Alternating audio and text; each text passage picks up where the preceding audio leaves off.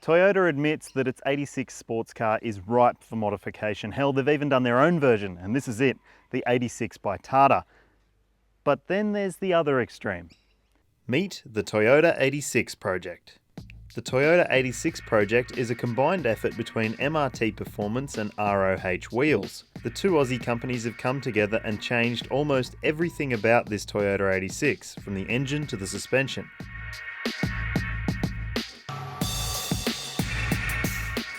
The 2-litre 4-cylinder boxer engine features a turbocharger and supercharger bolted onto it, with the pair working in tandem to give the car a kick in the backside. The result is a power jump of about 63 kilowatts with 187 kilowatts at the wheels. Torque is up by 129 newton meters to 320 newton meters at the wheels. There's no doubt about it, it feels like a modified racer. It's loud in here, there's plenty of drama. But boy, it certainly is something else.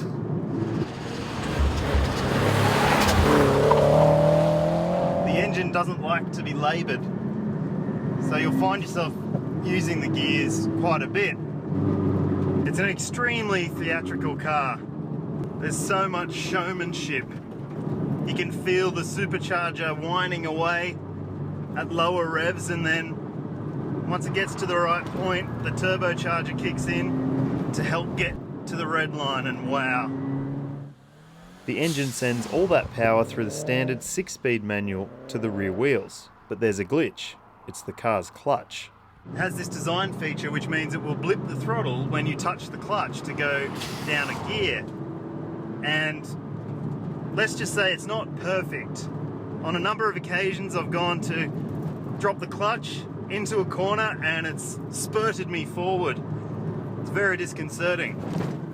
And the clutch, well, let's just say it's difficult. It is difficult. It's a brass button unit, so you've really got to be careful when you're taking off.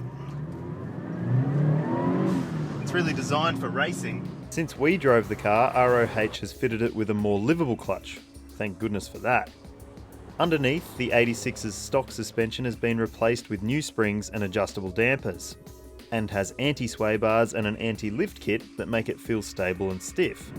This suspension is adjustable, but it's very firm in its firm setting. But it does steer very well.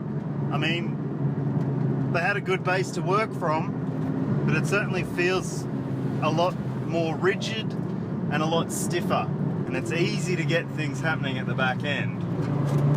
Just listen to it. And that's not with everything turned on as much as it can be. Just turned up the volume on the blow-off valve.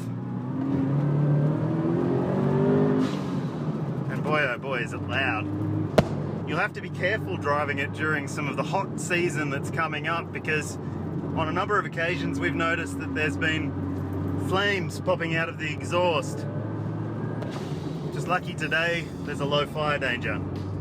The car also gets bigger brakes to help it pull up quicker.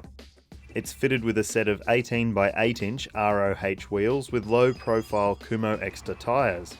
And thank goodness for those brakes, because we're fairly sure the regular 86 wouldn't be able to cope with what this thing is doing. They pull up really well as well. Inside, the car is mostly stock, but there's a new Alpine touchscreen media system with a linked reversing camera, which is quite handy, and a big stereo system. The showy spare wheel in the boot does eat into space though. It certainly shows just how much this car really is capable of harnessing. Sure, there's a bit of fine tuning to be done, but wow. We can see a fair few of these popping up in the not too distant future. So the 86 project then has some things that we love and some things that we're definitely not so keen on. But that's the thing with modified cars. You can pick what you want and also choose what you don't need. But at the end of the day, it sure is a bucket of fun.